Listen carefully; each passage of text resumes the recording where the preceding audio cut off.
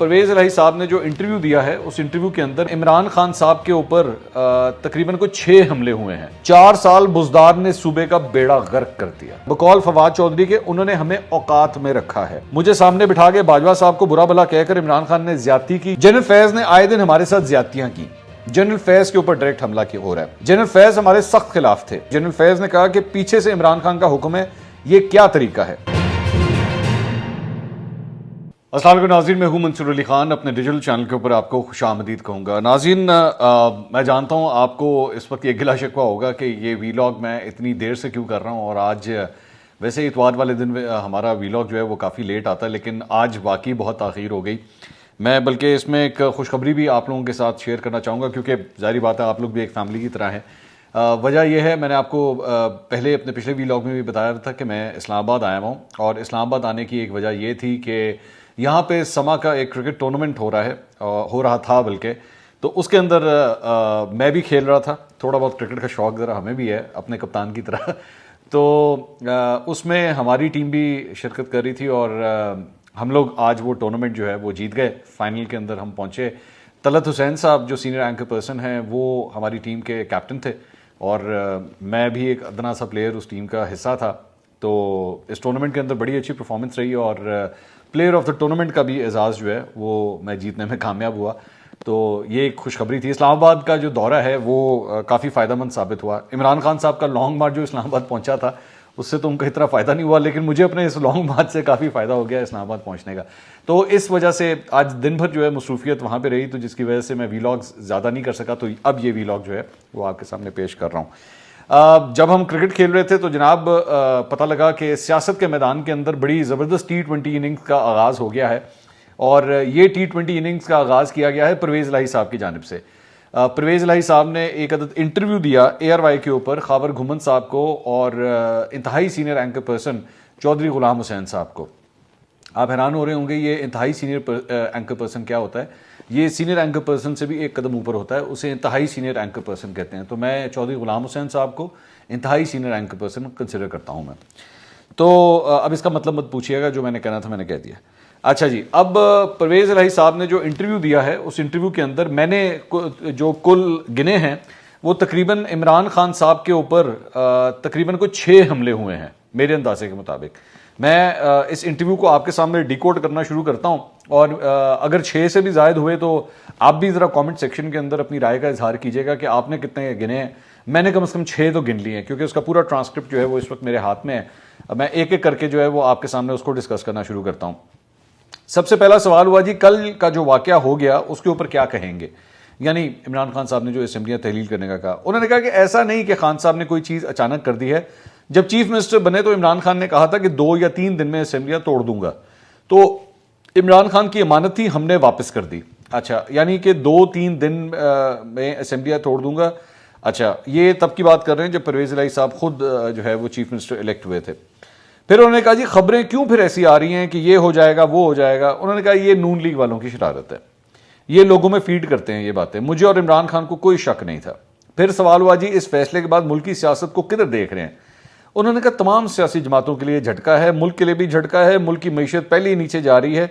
PTI का आम worker भी चाह रहा था कि ये असेंबलियाँ चले। ये पहली वाली असेंबलियों की बात कर रहे हैं, इन असेंबलियों की बात नहीं कर रहे। वो जो हलाल असेंबलियाँ थी ना, जिसमें वज़ीर आज़म इमरान खान साहब थे, ये उसकी बात कर रहे हैं। ये मत समझ लीजिएगा कि PTI का वर्कर, ऑब्वियसली PTI का वर्कर इन असेंबलियों को तो किसी सूरत नहीं चाहेगा कि वो चलें। उन्होंने कहा लोगों को रिलीफ मिलना शुरू हो गया था। अच्छा जी, फिर सवाल हुआ कि अगर आप इमरान खान की जगह आप होते तो क्या करते। उन्होंने कहा मैं देखता कि अगर अल्लाह ने गरीब आदमी की जिम्मेदारी मेरे हाथ में दी है तो मैं इस नेमत से इनकार करना गुनाह समझता हूं। 4 साल बुज़दार ने सूबे का बेड़ा गर्क कर दिया। यह पहला हमला था। 4 साल उस्मान बुज़दार ने सूबे का बेड़ा गर्क कर दिया। अब मेरा यहां पर सवाल यह है कि उस्मान बुज़दार को जो आप इस वक्त लितर परेड करने के लिए उनको जो एक पंचिंग बैग बना रहे हैं, तो उस्मान बुज़दार को जो है वो चेकोस्लोवाकिया के सदर ने जो है वो यहाँ पे चीफ मिनिस्टर लगाया था, या उस्मान बुज़दार को जो है वो यूगोस्लाविया का वज़ीर आज़म लेकर आया था। जो शख्स उस्मान बुज़दार को बतौर वज़ीर आला लेकर आया था भाई, उसका नाम इमरान खान है। ठीक है, तो मेरे ख्याल में उस्मान बुज़दार तो खुद बेचारा इतना कसूरवार नहीं है। मैं उसकी ना अहली के ऊपर तो उसे कसूरवार ज़रूर ठहराता हूँ, लेकिन उसको चुनने के अंदर सारा किरदार, उसको वज़ीर आला का ओहदा देने के अंदर सारा किरदार इमरान खान साहब का है। तो ये पहला हमला था परवेज़ इलाही का इमरान खान साहब के ऊपर। उसके बाद उनसे सवाल हुआ कि अगर आपको मौका मिलता तो आप हुकूमत अगस्त तक चलाते? उन्होंने कहा जी बिल्कुल चलाते, हम क्यों छोड़ें। तो ये भी यानी क्लियर हो गया कि परवेज़ इलाही साहब के जो थॉट प्रोसेस है वो इमरान खान साहब से बिल्कुल मुख्तलिफ। वैसे तो ये खबरें पहले भी आ चुकी हैं, लेकिन अब उन्होंने क्लियर कट जो है वो एक इंटरव्यू के अंदर भी कह दिया कि जी हम तो असेंबलियां आगे चलाना चाहते थे या चाहते हैं। ये अब आपके ऊपर है कि आप इसको किस तरह देखते हैं। अच्छा जी, उन्होंने कहा कि मैंडेट इमरान खान ने लिया था, हमने तो नहीं लिया था। बकौल फवाद चौधरी के उन्होंने हमें औकात में रखा है। ये अब दूसरा हमला शुरू हो रहा है। बकौल फवाद चौधरी के उन्होंने हमें औकात में रखा। ये फवाद चौधरी से एक्चुअली उनको कोट करते हुए कह रहे हैं कि उन्होंने हमारे बारे में बात कही थी। शेख रशीद फिर साई नहीं लेंदा, यानी कि शेख रशीद जो है वो सांस ही नहीं लेता। हवेली अहदे को जांदी पई है, उधर नहीं वेखदा। ये लाल हवेली की बात कर रहे हैं कि शेख रशीद साहब का ऑलरेडी एक्चुअली एक केस जो है वो महकमा औकाफ में चल रहा है कि जिसके अंदर जो है वो शेख रशीद साहब की जो लाल हवेली है वो उनके लिए हो सकता है कि काफ़ी प्रॉब्लम हो कि शेख साहब से जो है उसका कब्जा जो है वो चला जाए, तो उसकी बात कर रहे हैं। ये हरकतें दुख दे। सो ये बेसिकली ये दूसरा हमला था। जो पहला उस्मान बुज़दार पे था और उसके बाद ये दूसरा हमला था जो उन्होंने फवाद चौधरी और शेख रशीद के ऊपर किया। उन्होंने कहा ये हरकतें दुख देती हैं, अगर हम इमरान खान के लिए काम करते हैं तो इसमें फ़ायदा शेख रशीद का भी है। इस तरह की बातों को कंट्रोल करना चाहिए। ये अगर बातें करेंगे तो मैं अपने 10 बंदे इनके खिलाफ लगा दूंगा। मैंने 3 महीने पहले इमरान खान को यह बात की कि बाजवा साहब हमारे मोहसिन हैं, आपके मोहसिन हैं, पीटीआई के मोहसिन हैं, खुदा का खौफ करें, उनके खिलाफ ना बोलें। कल भी जब 2:30 बजे मिले, यानी कल की तकरीर से पहले, तो मैंने कहा कि बाजवा साहब के खिलाफ बात नहीं करनी। कहता यानी इमरान खान कि यार बहुत सिफारिशें आई हैं मुझे भी, तो मैंने कहा मान लें। मुझे सामने बिठा के बाजवा साहब को बुरा भला कहकर इमरान खान ने ज्यादती की, ये बड़ी ज्यादती है। ये तीसरा हमला था। ये तीसरा हमला था जनरल बाजवा के पॉइंट ऑफ व्यू के हवाले से कि जनाब इमरान खान साहब ने बहुत ज्यादती की है, जबकि इन्होंने मेरे साथ कमिट किया था कि ये जनरल बाजवा के बारे में आप कोई बात नहीं करेंगे, लेकिन इसके बावजूद इन्होंने ये बात कह दी। अच्छा, अब मुझे इससे मेरा एक्चुअली इसके ऊपर एक सवाल है और वो ये है कि आगे भी, बल्कि इन्होंने पहले मैं बात कंप्लीट कर लूँ। इन्होंने कहा जी बाजवा साहब के एहसान है, बाजवा साहब इनको उठा के कहाँ ऊपर लेकर गए, बाहर से फंड लेने बाजवा साहब खुद जाते रहे, कतर से पैसे लेकर आए, IMF में वहाँ बेल्जियम में बैठ के इन्होंने काम किया। ये क्या समझते हैं अपने आप को, क्या ये सारे ऊपर से आ गए हैं? इनमें से किसी ने बाजवा साहब के खिलाफ बात की, पहले मैं बोलूंगा फिर मेरी पार्टी बोलेगी। ये इन्होंने मजाक बना लिया है। इतना एहसान फरामोश कोई बंदा हो सकता है? ये क्या मुंह उठा के जो मर्जी आए। चीमा और उसकी बेगम शुरू हो जाते हैं। चीमा और उसकी बेगम कौन है? मुसरत जमशेद चीमा और जमशेद चीमा, इनकी बात कर रहे हैं, मिस्टर एंड मिसेस। और यार आप अपनी औकात में रहें, कोई बंदा नहीं बोलेगा। मैं काबीना में बर्दाश्त नहीं करता। मैंने पहले ही दिन बता दिया था, ये जो दरेशक का लड़का है इसका बाप मेरे साथ था, इसने जाके काबीना में बकबक शुरू कर दी। मैंने इसे कहा कि गेट आउट, निकाल दिया इसको। इसने इस्तीफा दिया, मैंने फौरन कबूल कर लिया। मुझे बहुत बुरा लगा। कल बहुत सारे लोग थे, कल अकेले वक्त नहीं मिला। मैं बिल्कुल नहीं बर्दाश्त करूंगा। हमारे मोहसिन है, मोहसिनों के बारे में हम बात नहीं सुनेंगे। पहले शरीफों के वक्त भी नहीं सुनी थी। इमरान खान मोनस को वजीर नहीं बनाते थे। अच्छा, अब जरा यहीं तक रुक जाइए। इसके अंदर कितने हमले हो चुके थे? कितने मैंने काउंट किए थे? पहले तो बुज़दार साहब के हवाले से, उसके बाद फवाद चौधरी और शेख रशीद के हवाले से, और उसके बाद तीसरा हमला जो जनरल बाजवा के हवाले से था, जिसमें उन्होंने कह दिया कि जी मेरे साथ कमिटमेंट हुई थी कि ये जनरल बाजवा के बारे में कुछ नहीं कहेंगे। और आप जानते हैं उसके बाद कल जब इन्होंने तकरीर की तो उसमें उन्होंने जनरल बाजवा के ऊपर फिर तनकीद कर दी, और उस वक्त परवेज़ इलाही साथ ही बैठे हुए थे। अच्छा, इस पे मेरे पास जो एक खबर है वो ये है कि जनरल बाजवा ने जब वो तकरीर सुनी, वो तकरीर जब ख़त्म हुई, तो मुझे मेरी सोर्स ने ये बताया कि जनरल बाजवा ने पहला फ़ोन जो है वो अपने वकला को खड़काया। मैं ये भी जानता हूँ कि किस वकील से उनकी बात हुई है जिससे वो इस वक्त ये डिस्कस कर रहे हैं कि जी मैं इमरान खान, ये मैं खबर वैसे पहले भी आपको दे चुका हूँ कि इमरान खान के खिलाफ जो है ना मैं क्या कानूनी एक्शन ले सकता हूँ। जनरल बाजवा वाकई परवेज़ इलाही साहब के बहुत करीब हैं और परवेज़ इलाही साहब मतलब उनकी राय को बड़ी एक इंपॉर्टेंस देते हैं। तो ऐसी सूरत में अगर वो जनरल बाजवा के ऊपर ही तनकीद करेंगे तो परवेज़ इलाही साहब को कैसा फील होगा, एक बात। दूसरी बात यह कि साथ ही ये तीसरा हमला था। चौथा हमला जो है वो उन्होंने कर दिया इनके ऊपर, क्या नाम है, mister and Mrs Cheema, Jamshed Cheema और मुसरत जमशेद चीमा। आपको याद होगा कि मुसरत जमशेद चीमा को भी इन्होंने नोटिस भेज दिया हुआ था कि जनाब, जब इन्होंने जनरल बाजवा के ऊपर इल्जाम लगाए थे करप्शन के और सारे, तो इन्होंने एक नोटिस भेज दिया था। और पांचवा हमला वो था दरेशक के ऊपर। ये वही दरेशक हैं जिन्होंने अभी कल या परसों मेरे ख्याल में जो है वो अपनी वजारत से इस्तीफा दे दिया। अच्छा, हमने आपको ये वैसे रिपोर्ट किया था, बताया था हमने आपको कि दरेशक साहब ने पंजाब की काबीना से इस्तीफा जो है इस वजह से दिया था कि इनकी परवेज इलाही से एक्चुअली लड़ाई हो गई थी, काबीना के अंदर लड़ाई हो गई थी। और मसला ये था कि इन्होंने कहा था कि जी आप जो है वो हमारे किसी भी मिनिस्ट्री की समरी डिस्कस करने से पहले हमें बताया तो करें कि आप वो डिस्कस करने लगे। उस पर बड़ी तूतू मैमे हो गई थी, तो इन्होंने जो है वो इस्तीफा दे दिया। तो ये भी पीटीआई के वजीर हैं जिनके बारे में बात कर रहे हैं, और उसके बाद इनके वालिद साहब के भी बारे में। तो ये 5 हमले जो हैं ये इमरान खान साहब के ऊपर किए गए। ये पीटीआई, ये तमाम पीटीआई के, फवाद चौधरी पीटीआई का, इमरान खान ने जनरल बाजवा के बारे में जो कुछ कहा वो भी आपके सामने, उसके बाद मिस्टर एंड मिसेस चीमा, और उसके बाद ये दरेशक। तो ये 5 हमले जो हैं वो, और उस्मान बुज़दार, तो ये 5 हमले जो हैं वो हो चुके हैं। आगे चलते रहें, इसको और भी आगे भी बड़ी इंटरेस्टिंग चीज़ें हैं। अच्छा जी, उसके बाद इन्होंने कहा कि जी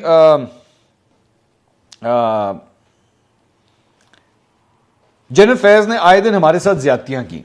जनरल फैज के ऊपर डायरेक्ट हमला हो रहा है। जनरल फैज ने आए दिन हमारे साथ ज्यादतियां की, अंदर कराने की।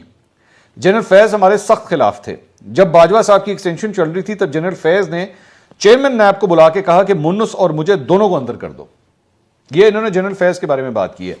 अब ये हमला भी इमरान खान साहब के ऊपर है, और मैं आपको बताता हूं किस तरह। इन्होंने कहा फिर हमने जनरल बाजवा को फोन किया तो उन्होंने फिर इसकी ठुकाई की। तो उसने, यानी जनरल फैज ने कहा कि पीछे से इमरान खान का हुक्म है, ये क्या तरीका है, हमने कब इमरान खान को सपोर्ट नहीं किया। अब ये जो बात है ना, ये मेरी नजर में, ये जनरल बाजवा के बारे में जो कुछ कह रहे थे, ये उससे बड़ा हमला है। रीजन इसकी क्या है, इन्होंने, इमरान खान साहब ने तो ये कहा था कि नैब जो है वो जनरल बाजवा चला रहे थे।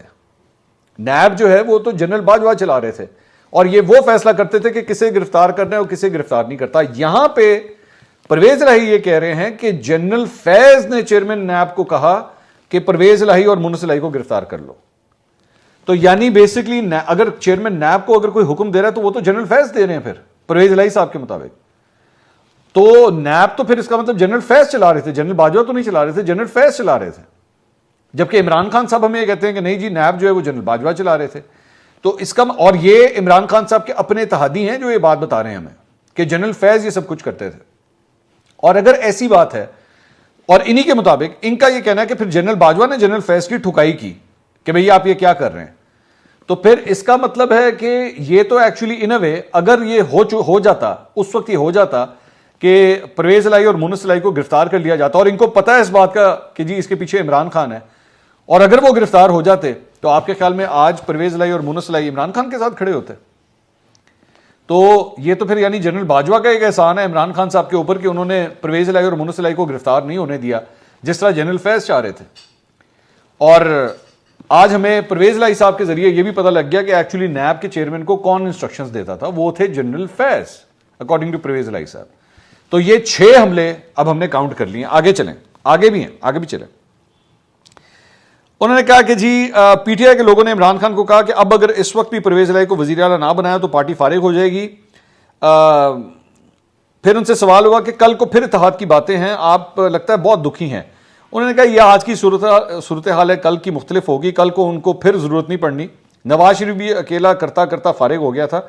उस वक्त फैग साहब अगर डंडी ना मारते, हम जितनी सीटें ले रहे थे, फिर खान साहब ने बड़े मेचे चे चलना सी, फिर इमरान खान ने प्यार नाल चलना सी सारे नाल। आधा काम बुज़दार ने खराब किया, ये अंदर करवाता था लोगों को। उस्मान बुज़दार के ऊपर ये 7वां हमला है। ये ज़हन में रखिएगा, ये उस्मान बुज़दार को नहीं सुना रहे, ये इमरान खान को सुना रहे हैं। उस्मान बुज़दार खुद, उसके अंदर इतना कभी भी तपड़ नहीं था कि वो पंजाब का वज़ीर आला बन जाता। पंजाब का वज़ीर आला बनाने वाले उसको इमरान खान है। ये इमरान खान पे 7वां हमला है, ठीक है, इस एक इंटरव्यू के अंदर। उन्होंने कहा कि जी ये भी शर्म नहीं आई कि इसके वालिद को मैंने उठा के रखा। ये उस्मान बुज़दार के वालिद की बात कर रहे हैं। ये बल्दियाती इलेक्शन हार गया था, मैंने इलेक्शन दोबारा करवा के इसको बिठाया उधर। ये इस तरह के लोग हैं। बुज़दार की तौंसा में हवा भी नजर नहीं आएगी। ये सारा कुछ बुज़दार के बारे में डिस्कशन हो रही है, जिसको मर्जी ले आए। फिर इनसे सवाल हुआ, कल तकरीर से पहले मैंने इमरान खान को, इन्होंने कहा कल तकरीर से पहले मैंने इमरान खान को कहा कि बताएं हमें क्या देना है आपने। एक कमेटी बना दें और उसमें असद उमर, परवेज खटक और सत्यान खान को रखें, ये हमसे बात करें। बाकी ये जो आपके टटर बटर फिर रहे हैं वो हमसे बात ना करें। ये अब टटर बटर क्या होता है ये मुझे नहीं पता, क्योंकि मेरी लुगत में टटर बटर कोई चीज़ नहीं होती, लेकिन ये फिर भी इसको मैं 8वां हमला ही कहूँगा कि यानी इन लोगों के अलावा, ये असद उमर, परवेज खटक और सत्यान खान के अलावा जो आपके इर्द गिर्द जो फिरते हैं, इनके इर्द गिर्द कौन फिरता है इन 3 लोगों के अलावा? इमरान खान साहब के इर्द गिर्द ज़्यादातर जो मैं लोग देखता हूँ उसमें है फवाद चौधरी, उसमें है शहबाज गिल जो इधर उधर फिरते हैं। जाहिर बात है पंजाब से तो डॉक्टर यास्मीन राशिद, जो जिनका नाम नहीं लिया इन्होंने, या शफकत महमूद हैं। तो ये टटर बटर कौन है? तो हमें आज पता लगा है कि इमरान खान साहब के इर्द गिर्द चंद ऐसे भी लोग हैं जिनको टटर बटर का नाम जो है वो चौधरी परवेज इलाही साहब ने दिया है। ये 8वां हमला था। उन्होंने कहा कि ये ऐसे ही हमसे सख्त जवाब लेंगे, मैं कामिल अली आगा को बिठा दूं, सारा दिन इनके खिलाफ बोलता रहेगा, सबके पास बंदे होते हैं। फिर सवाल हुआ जो पिछले 6 महीने में नून लीग और पीपल्स पार्टी ने क्या क्या ऑफर दी? उन्होंने कहा कोई ऑफर नहीं आई। चलो एवी क्लियर हो गया, एवी क्लियर हो गया कि नून लीग और पीपल्स पार्टी ने इनको कोई ऑफर नहीं कराई है। उसके बाद जी उन्होंने कहा जब इमरान खान के पास जाता हूं तो ऐसी वाइब्स आती हैं कि वहां इन लोगों को वो मुकाम नहीं दिया जा रहा जो लोग दिल से इनके साथ मुखलिस हैं। अब बुज़दार इतना एहसान फरामोश मामला है, आपकी सोच है। उस्मान बुज़दार तो बड़े तपेन है, बड़े तपेन है, जबकि उस्मान बुज़दार तो बेचारे उसकी तो वैल्यू कोई नहीं है। मुझे पता है क्या लगता है, मुझे ये फीलिंग है, ये मेरी फीलिंग है, खबर नहीं है, मेरी फीलिंग है कि परवेज इलाही साहब को इस बात का शक है कि अगर कल को पीटीआई की गवर्नमेंट दोबारा बन गई ना पंजाब में, इन्होंने फिर उस्मान बुज़दार को वज़ीर आला बना देना। तो ये इस वजह से उस्मान बुज़दार के इतने खिलाफ हुए हैं। फिर उन्होंने कहा कि जी आप समरी साइन करके दे आए हैं? उन्होंने कहा मैं 1 महीना पहले ही समरी साइन करके दे आया था। ये परवेज इलाही साहब ने आज बताया है कि 1 महीना पहले ही समरी साइन करके आए। अब जरा महीने के हिसाब से निकालें। ये भाईजान, ये जिस वक्त ये वीलॉग रिकॉर्ड हो रहा है 18 तारीख है, मोस्ट प्रॉब्ली शायद जब आप देख रहे होंगे तो 19 तारीख होगी। तो अगर इंटरव्यू उन्होंने 18 को ही दिया है, 18 का जरा पीछे 1 महीना पहले चले जाए, 1 महीना पहले बनता है 18 नवंबर। इनका कहने का मकसद ये है, ये परवेज इलाही साहब का कहने का मकसद ये है कि 18 नवंबर को इन्होंने पंजाब असेंबली तोड़ने की समरी साइन करके दे दी थी। It is not possible, it is not possible, क्योंकि इमरान खान साहब ने तो इसकी अनाउंसमेंट जाके 26 तारीख को की है, 26 नवंबर को जाके इसकी अनाउंसमेंट की है। तो ये 18 तारीख को समरी साइन करके दे आए थे, ये मुमकिन नहीं है। ये अब मेरा ये परवेज इलाही साहब ने जरा छक्का मारा है। अच्छा, फिर उन्होंने कहा कि सवाल हुआ कि आप खान साहब को मशवरे दे रहे हैं कि दोबारा असेंबली में जाएं? उन्होंने कहा मैंने कोई मशवरा नहीं दिया, मैं तो सब कुछ दे आया हूं उनको। उन्होंने कहा पीटीआई के अंदर टूट फूट हो सकती है? उन्होंने कहा नहीं, ये कभी नहीं होनी, ना हमारी ख्वाहिश है। 99% लोग चाहते थे कि असेंबली ना तोड़ी जाए। फिर सवाल हुआ जी 6 दिन का वक्फा क्यों? उन्होंने कहा मैंने उनको कहा हमें सामान तो समेट लेने थे, कोई फाइलें वगैरह तो निकाल लेने थे। ये मैंने आपको बताया था ना कि ये 6 दिन जो है इसमें बहुत सी चीज़ें अप्रूव होनी है, बहुत से मामला तय होने हैं। तो नज़र रखना कि पंजाब काबीना के अंदर क्या क्या होता है। तो उन्होंने कहा पता नहीं सानू किस तरह तुसी बाहर कढ़ना। मैंने कहा था 12 दिन कर लें, उन्होंने कहा नहीं 6 दिन। तो यानी परवेज इलाही साहब की यहाँ पे भी नहीं मानी गई। बाजवा साहब कहते हैं आप इमरान खान के साथ बैठ के मेरे खिलाफ बातें करते हैं, आपने क्यों नहीं रोका? फिर सवाल हुआ कल रात प्रेस कॉन्फ्रेंस के बाद आपका राब्ता हुआ? उन्होंने कहा राब्ता हुआ है लेकिन मेरा नहीं हुआ। ये मतलब जनरल बाजवा ने कोई पैगाम भिजवाया होगा इनका मतलब। हाँ, उन्होंने कहा पैगाम आया है, बात तो उनकी सही है, मुझसे खान ने वादा किया था नहीं करता लेकिन कर दिया। ये जनाब 8वां हमला था इमरान खान साहब के ऊपर कि वो वादा खिलाफ भी हैं। अच्छा, फिर सवाल हुआ जी तकरीर से पहले आपने रावलपिंडी का दौरा किया था? उन्होंने कहा हमारे एस्टेब्लिशमेंट से राब्ता कभी नहीं टूटा, वो हम सियासतदानों से ज़्यादा समझदार हैं, उनमें जिगरा भी बहुत है। मुन्नस ने आगे आके फिर खान साहब को बताया कल तकरीर से पहले और मुशावरती इजाज़त से पहले खान साहब को वो चीज़ें बताएं जिसका नुकसान हो सकता है। उनसे यानी इमरान खान से हमने कोई चीज़ नहीं छुपाई। फिर सवाल हुआ वहाँ जहाँ परवेज इलाही गए थे, वहाँ से कहा गया कि असेंबली ना तोड़ने, सिस्टम चलने दें। तो उन्होंने कहा जाहिर है वो समझते हैं कि इकॉनमी का मजीद बेड़ा गर्क हो जाएगा।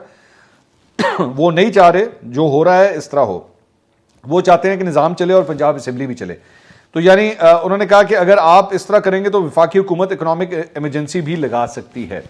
इसका मतलब है कि इनको इस्टेब्लिशमेंट से बताया गया है कि जनाब ये जो कुछ आप करने जा रहे हैं ना ये सही नहीं है, और इसकी वजह से वफाकी हुकूमत को अगर कोई प्रॉब्लम हुई तो वो इकोनॉमिक इमरजेंसी भी लगा सकती है मुल्क के अंदर।